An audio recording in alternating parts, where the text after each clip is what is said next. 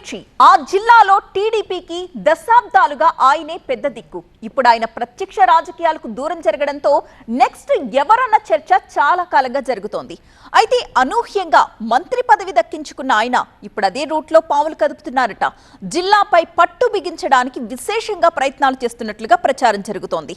తన plan work out అయ్యేలా పకడ్బందీగా ముందుకెళ్తున్నారట. ఇంతకీ ఎవరా నేత? జిల్లా రాజకీయాలపై ఆయన వేసిన ప్రణాళికలేంటి? అనుకున్నది సాధిస్తారా లేక బోల్తా పడతారా? ఇప్పుడిదే అక్కడ పొలిటికల్ గా హాట్ టాపిక్ గా మారింది. కంచుకోటలో నెక్స్ట్ ఎవరు? అశోక్ స్థానంలో అమాత్యుడు. తెర మీదకు కొండపల్లి పేరు. మంత్రి పొలిటికల్ వ్యూహం అదేనా? టీడీపీకి కంచుకోట లాంటి విజయనగరం జిల్లాలో ఇప్పుడు ఇలాంటి చర్చే జరుగుతోంది. బీసీ సామాజిక వర్గం అధికంగా ఉండే ఈ జిల్లాలో మంత్రి కొండపల్లి శ్రీనివాస్ హడావిడి ఎక్కువగా కనిపిస్తోంది. సీనియర్లను కాదని అతిరథుల్ని తోసిరాజని తొలిసారి ఎమ్మెల్యే అయినప్పటికీ చంద్రబాబు కేబినెట్ లో స్థానం సంపాదించుకున్న కొండపల్లి ఇప్పుడు సొంత జిల్లాలో అదే తరహా రాజకీయం చేస్తూ సెంటర్ ఆఫ్ అట్రాక్షన్ గా నిలుస్తున్నారు. ప్రత్యర్థులకు ధీటైన వ్యూహాలతో పార్టీని బలోపేతం చేస్తూ తాను బలపడుతూ ముందుకు సాగుతున్నట్లు కనిపిస్తోంది. కొండపల్లి పొలిటికల్ హడావిడి ఒక్కసారిగా పెరగడం వెనుక బలమైన కారణం లేకపోలేదు. ఆవిర్భావం నుంచి ఈ జిల్లాలో టీడీపీదే పైచేయిగా ఉండేది. అశోక్ గజపతిరాజు పార్టీకి పెద్ద దిక్కుగా ఉంటూ అన్నీ తానే చూసుకునేవారు. రాష్ట్ర స్థాయిలో పార్టీకి ఏ సంక్షోభం వచ్చినా అందులోనూ అశోక్ గజపతి కీలకంగా ఉండేవారు. గజపతి రాజుల వారసులుగా జిల్లాలో గట్టి పట్టున్న అశోక్ గజపతి చంద్రబాబు సమకాలికుడిగా ఇమేజ్ పెంచుకున్నారు. అలా ఆయన నేతృత్వంలోనే టీడీపీ జిల్లాలో తిరుగులేని శక్తిగా మారింది. ఆ క్రమంలోనే ఆయన కేంద్ర రాష్ట్ర స్థాయిలో మంత్రి పదవుల్ని అధిష్ఠించారు. అయితే 2024 ఎన్నికల్లో ప్రత్యక్ష రాజకీయాలకు దూరమైన అశోక్ గజపతి ప్రస్తుతం గోవా గవర్నర్ గా రాజ్యాంగబద్ధమైన పదవిలో కొనసాగుతున్నారు. దీంతో జిల్లా రాజకీయాలకు ఆయన దాదాపుగా దూరమైనట్లేనన్న చర్చ జరుగుతోంది. ఇప్పుడు ఆయన ప్లేస్ ను భర్తీ చేయడంపైనే మంత్రి కొండపల్లి శ్రీనివాసరావు దృష్టి పెట్టినట్లు తెలుస్తోంది.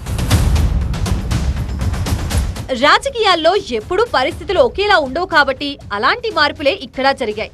ప్రత్యర్థులుగా బలమైన నేతలు తెరమీదకి వచ్చారు.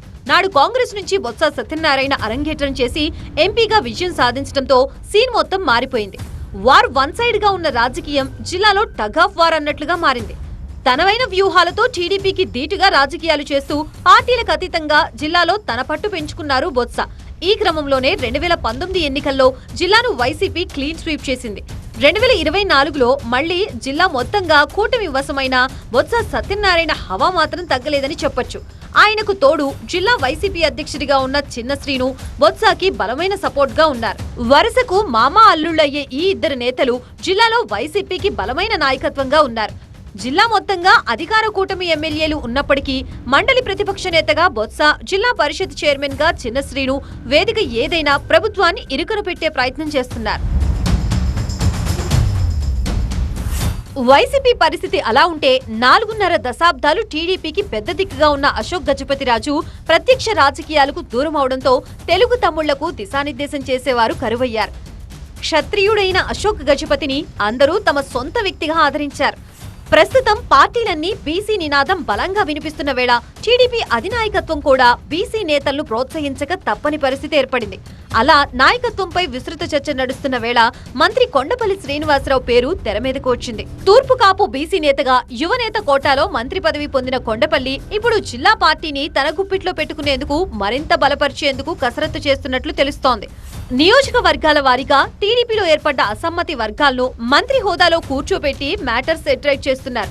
కిమిడి నాగార్జున, కర్రోతు బంగారాజు, అదితి గజపతి, గొంప కృష్ణ వంటి కీలక నేతల్ని కలుపుకు వెళుతూ పార్టీలో పట్టు బిగిస్తున్నారు. సొంత పార్టీని సెటరేట్ చేసుకోవడమే కాదు, ప్రత్యర్థులకు కూడా సందర్భం చూసి లెఫ్ట్ అండ్ రైట్ ఇచ్చి పడేస్తున్నారట మంత్రి కొండపల్లి. వైసీపీ బలంగా భావిస్తున్న బొత్స సత్యనారాయణ, చిన్న శ్రీనులపై అవకాశం దొరికినప్పుడల్లా తనదైన శైలిలో విమర్శలతో విరుచుకుపడుతున్నారు. రాజకీయాల్లోకి ఫ్రెష్ గా వచ్చిన కొండపల్లి మొదట్లో కొంత తడబడినప్పటికీ ఇప్పుడు చాలా పరిణితి చెందిన నాయకుడిగా వ్యవహరిస్తున్నారనే అభిప్రాయం జిల్లా పార్టీ సీనియర్లలోనూ వ్యక్తమవుతోంది. ఇటీవలే జిల్లా సర్వసభ్య సమావేశంలో ఫైర్ బ్రాండ్ గా పేరున్న జడ్పీ చైర్మన్ చిన్న శ్రీనుతో పాటు వైసీపీకి చెందిన సుమారు 100 మంది స్థానిక సంస్థల ప్రజాప్రతినిధులు ప్రభుత్వంపై విరుచుకుపడుతుంటే సింగిల్ గా తిప్పికొట్టే ప్రయత్నం చేశారట కొండపల్లి. తన మార్క్ పాలిటిక్స్ తో ప్రభుత్వ విధానాల్ని ప్రజల్లోకి తీసుకువెళుతున్నారట. తాను అధిష్టానం చెప్పే లైన్ లో మాత్రమే ముందుకు వెళతానంటూ పార్టీ వేదికలపై స్పష్టం చేస్తున్న ఆయన ఈ దూకుడంతా పెద్దల ఆదేశాలతోనేనన్న విషయాన్ని చెప్పకనే చెబుతున్నారన్నమాట. బీసీ నేతగా జిల్లా పార్టీని సమర్థవంతంగా నడిపేందుకు సిద్ధమేనన్న సంకేతాలు పంపిస్తున్నారట. మరి వైసీపీ నాయకత్వానికి ధీటైన నాయకుడిగా కొండపల్లి నిలదొక్కుంటారో లేదో చూడాలి. అక్కడ ఆదివాసీ పోరాటం మలిదశకు చేరుకుంది. లంబాడా హటావో ఆదివాసీకి బచావో అనే నినాదం మరోసారి హోరెత్తిపోతోంది. ధర్మయుద్ధానికి సమర శంఖారావం కూడా పూరించింది ఆ సమాజం. మరి జాతి బాగుండాలంటే జెండాలు ఎజెండాలు పక్కన పెట్టి అంతా ఒక్కటవ్వాలంటూ పిలుపునిచ్చింది. ఆ పిలుపుతో పార్టీలకు అతీతంగా నేతలు కదిలారు. దండు కట్టి దండోరా మోగించి ధర్మయుద్ధానికి జై కొట్టారు.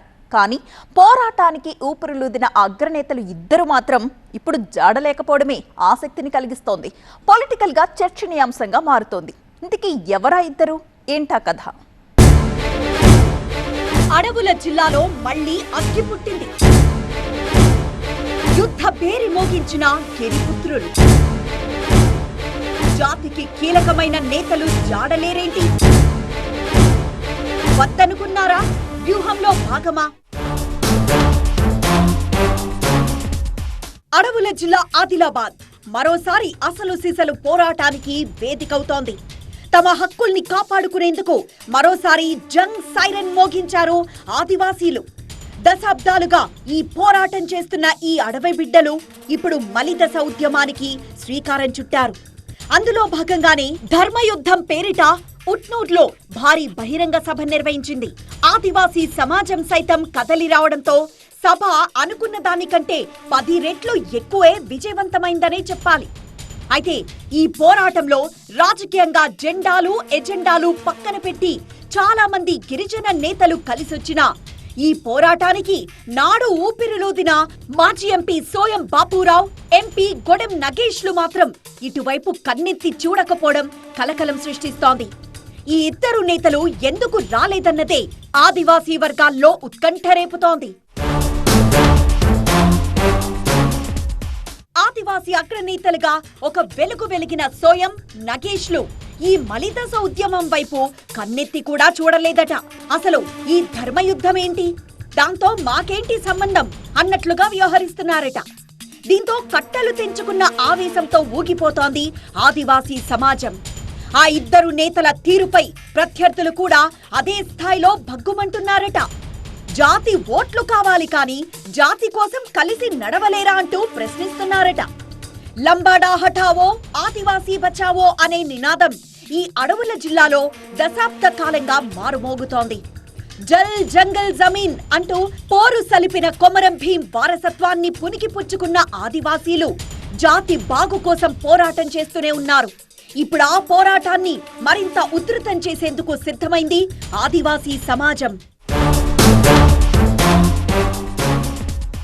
సమాజమంతా ఏకతాటిపైకొచ్చిన వేళ గల్లీ నుంచి ఢిల్లీ స్థాయికి ఆదివాసీ ఉద్యమాన్ని తీసుకువెళ్లిన మాజీ ఎంపీ సోయం బాపురావు మాత్రం ఇటీవలే నిర్వహించిన ధర్మయుద్ధం సభకు హాజరు కాకపోవడం చాలా అనుమానాలే రేకెత్తిస్తోంది. తుడుం దెబ్బకు గతంలో అధ్యక్షుడిగా వ్యవహరించి మావనాటే మావ సర్కార్ అనే నినాదాన్ని బలంగా వినిపించి గోండుగూడాలను ఒక్కటి చేసి లంబాడాలను ఎస్టీ జాబితా నుంచి తరిమి కొట్టాల్సిందేనంటూ ఉద్యమాన్ని తీవ్రతరం చేశారు సోయం. ఆ ఏకైక లక్ష్యంతోనే ఢిల్లీ స్థాయిలో వీరోచిత పోరాటం చేశారు కూడా. పార్టీలు మారినా పంథా మాత్రం మార్చుకోకుండా ముందుకు సాగారు. న్యాయ మార్గంలో పోరాటం చేసేందుకు కోర్టు మెట్లెక్కారు. అలాంటి నాయకుడు ఇప్పుడెందుకిలా ఆదివాసీల పోరాటం తనది కాదన్నట్లుగా వ్యవహరిస్తున్నారో అంతు చిక్కడం లేదు. రాజకీయంగా 2004లో బోధు నుంచి ఎమ్మెల్యేగా గెలిచిన సోయం రాష్ట్ర విభజన తర్వాత రూటు మార్చారు. బీజేపీలో చేరి 2019లో ఆదిలాబాద్ ఎంపీగా విజయం సాధించారు. అయితే 2024లో ఆ పార్టీ టికెట్ దక్కకపోవడంతో మళ్లీ కాంగ్రెస్ లో చేరారు. అయితే వేగంగా మారిన రాజకీయ పరిణామాలతో పాటే ఎంపీగా ఆయన 5 ఏళ్ల పదవీ కాలంలోనే ఆదివాసీ పోరాటం నీరుగారింది. తుడుందెబ్బ అధ్యక్ష పదవికి సైతం సోయం రాజీనామా చేశారు. ఈ ప్రభావంతోనే ఆదివాసీ సమాజానికి సోయం కాస్త దూరమయ్యారనే అభిప్రాయం ఏర్పడింది. అందుకే ఈసారి ఆదివాసీ మరో అగ్రనేత గోడెం నగేష్ కు అవకాశమిచ్చింది. దీంతో మరింత డీలా పడిపోయిన సోయం ప్రస్తుతం అధికార కాంగ్రెస్ నేతగా మాత్రమే తన ఉనికిని కాపాడుకుంటున్నారు. మరోసారి ఆదివాసీలను ఏకతాటిపైకి తీసుకురావాలన్న నిర్ణయంతో రాజ్ గోండ్ సేవా సమితిని స్థాపించి అధ్యక్ష హోదాలో చక్రం తిప్పేందుకు సిద్ధమయ్యారు సోయం. సుప్రీంకోర్టులో ఆయన వేసిన కేసు విచారణ కూడా తుది దశకు చేరుకుంది.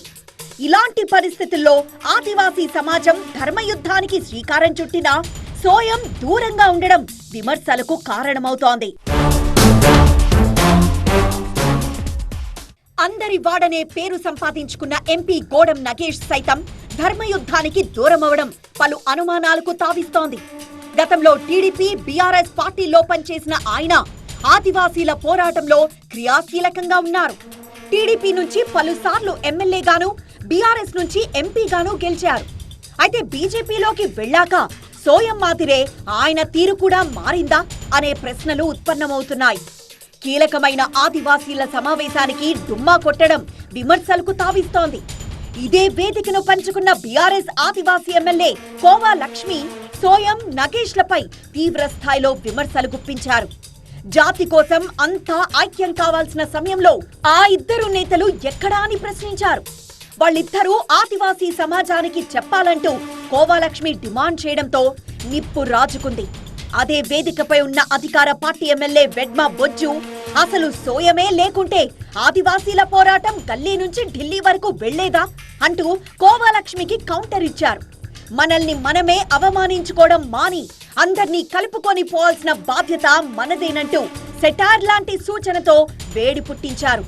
అయితే సభ ముగిసి ఇన్ని రోజులైనా ఆ ఇద్దరు నేతలు మాత్రం మౌనం వీడకపోవడం మరిన్ని మంటలు రాచేసేలా కనిపిస్తోంది. ఇప్పటికైనా స్పందిస్తారో, మాకెందుకని కామ్గా ఉంటారో చూడాలి.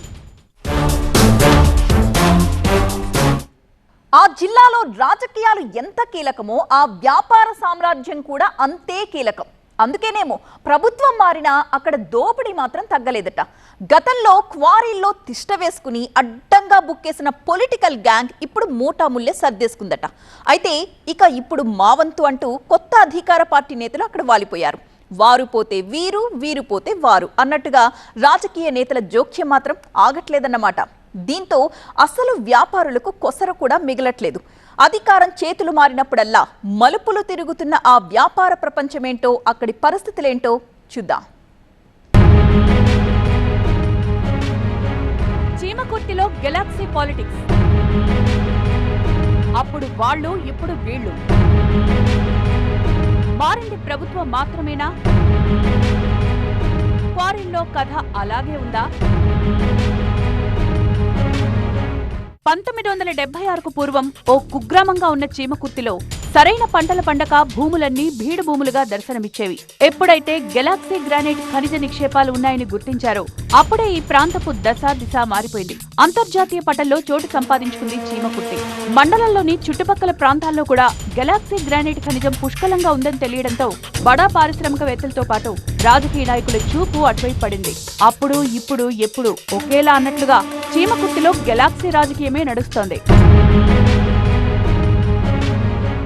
అయితే ప్రపంచ ప్రఖ్యాతిగాంచిన ఇక్కడి గ్రానైట్ పలకల ఫ్యాక్టరీ రంగం తాజాగా మరోసారి సంక్షోభంలో చిక్కుకుంది. గిట్టుబాటు ధర లేక విలవిల్లాడుతున్న యజమానులకు సీనరేజీ వసూలు అవకాశం లేకుండా ఆ అధికారాన్ని కూడా ప్రైవేట్ వ్యక్తులకు ప్రభుత్వం కట్టబెట్టడం పుండు మీద కారం చల్లినట్టుగా మారింది. ప్రభుత్వానికి సీనరేజీతో పాటు తమకు కూడా పర్సెంటేజీ ఇవ్వాలంటూ ఆ కాంట్రాక్టు పొందిన సంస్థ వేధిస్తుండటంతో గ్రానైట్స్ ఫ్యాక్టరీ యజమానులకు ఏం చేయాలో పాలుపోవడం. ఓవైపు నష్టాలు, మరోవైపు కొత్త పాలసీల కారణంగా యజమానులతో పాటు కార్మికులు కూడా రోడ్డు పడే పరిస్థితి వచ్చింది. ఫ్యాక్టరీలు నడపలే మహాప్రభు అంటూ ఇప్పటికే నెలపాటు యజమానులు సమ్మె చేపట్టారు. ఎట్టకేలకు మంత్రులు, ఎమ్మెల్యేల జోక్యంతో తిరిగి పనులు ప్రారంభించిన సీనరేజీ ప్రభుత్వానికి చెల్లిస్తాం తప్పితే ప్రైవేట్ సంస్థకు అదనంగా నజరానాలు చెల్లించుకోలేమంటూ తేల్చి చెప్పేస్తున్నాయి యాజమాన్యాలు. ప్రభుత్వం అనుసరిస్తోన్న లీజ్ విధానాన్ని ఆసరాగా చేసుకుని రాజకీయ నాయకులు, వ్యాపారవేత్తలు మైనింగ్ లీజును దక్కించుకోగలిగారు. ఇక్కడ వెలికి తీసే గ్రానైట్ ని విదేశాలకు తరలిస్తూ కోట్లు గడిస్తున్నారు. కానీ పన్నులు, రాయల్టీల రూపంలో ప్రభుత్వానికి కట్టాల్సిన సొమ్మును ఎగవేస్తూ ఖజానాకు గండి కొడుతున్నారు. ఇందులో మైనింగ్ అధికారులకు, పోలీస్, రెవెన్యూ అధికారులకు నెలవారీ మామూళ్లు అందుతాయనే ఆరోపణ కూడా ఉంది. ఒక్క చీమకుర్తి నుంచే ప్రభుత్వానికి రాయల్టీ రూపంలో ఏటా 200 కోట్ల రూపాయల ఆదాయం సమకూరుతోంది. ఈ గనులను నమ్ముకుని ఉమ్మడి ప్రకాశం జిల్లాలో 1000కు పైగా గ్రానైట్ కటింగ్ అండ్ పాలిషింగ్ ఫ్యాక్టరీలు వచ్చాయి. అయితే కరోనా తర్వాత పరిస్థితి పూర్తిగా దిగజారిపోయింది. వ్యాపారులు సిండికేట్ గా మారిపోయి తాము మాత్రమే కొనుగోలు చేసేలా పరిస్థితిని మార్చేశారు. అసలే పరిస్థితి దయనీయంగా ఉంది అనుకుంటే ఇప్పుడే ఫ్యాక్టరీల నుంచి సీనరేజీ వసూళ్లను ప్రైవేటీకరణ చేయడంతో మొత్తానికే మోసమొచ్చేలా తయారైంది. అందుకే ఈ నిర్ణయాన్ని వ్యతిరేకిస్తూ నిరసనలు మొదలయ్యాయి. సీనరేజీ వసూలు హక్కులు పొందిన సంస్థ ఇంకా రంగంలోకి దిగక ముందే బెదిరింపులకు పాల్పడుతోందట. ప్రభుత్వానికి చెల్లించే రాయల్టీతో సంబంధం లేకుండా అదనంగా తమకు వాటాలు చెల్లించాలని డిమాండ్ చేస్తోందనే ఆరోపణలు వినిపిస్తున్నాయి. దీంతో ఈ ప్రాంతంలో 700 గ్రానైట్ కటింగ్ ఫ్యాక్టరీలు ఉండగా దాదాపు యజమానులంతా ఒకే తాటిపైకొచ్చి నిరసన వ్యక్తం చేస్తున్నారు. చీమకుర్తిలో 1000 కోట్ల సామ్రాజ్యంగా మారిన గ్రానైట్స్ గన్ల వ్యాపారంలో కేవలం పారిశ్రామికవేత్తలే కాదు, రాజకీయ నాయకులు ఉన్నారు. గ్రానైట్ క్వారీలో తిష్టవేసి వాటాలు పంచుకున్నారు. ఇప్పుడు ప్రభుత్వం మారడంతో వాళ్లు పత్తా లేకుండా పోయారట. వాళ్లు పోయారనుకుంటే ప్రస్తుత అధికార పార్టీకి చెందిన కొంతమంది నేతలు మళ్లీ రంగప్రవేశం చేసేందుకు సిద్ధమవుతున్నారట. గత ప్రభుత్వంలో పెద్దలకు సహకరించినట్లుగానే తమకు కూడా సహకారం అందించాలని డిమాండ్ చేస్తున్నారట. దీంతో అసలు గ్రానైట్ వ్యాపారులకు కొసరు కూడా మిగిలే అవకాశం లేకుండా పోతోందట. మరి తిలా పాపం తలా పిడికడం అన్నట్లుగా ముందుకు సాగి శరణమందామా లేక రణానికే సిద్ధమందామా అన్నదే తేల్చుకోలేకపోతున్నారట వ్యాపారులు. బహిరంగంగా చర్చలు పెట్టి మరీ తాము అడిగినంతా ఇవ్వాల్సిందే అని సదరు ప్రైవేట్ సంస్థ సీనరేజీని డిమాండ్ చేస్తుంటే జిల్లా మైన్స్ అధికారులు నోరు మెదపకపోవడం పలు అనుమానాలకు తావిస్తోంది. వీరికి రాజకీయ నేతల అండదండలు ఉన్నాయన్న ఆరోపణలు ఉన్నాయి. మరి గ్రానైట్ ఫ్యాక్టరీ యజమానులతో ప్రభుత్వం చర్చలు జరిపి సానుకూల వాతావరణం కల్పిస్తుందా లేదా అన్నదే ఇప్పుడు పొలిటికల్ సస్పెన్స్.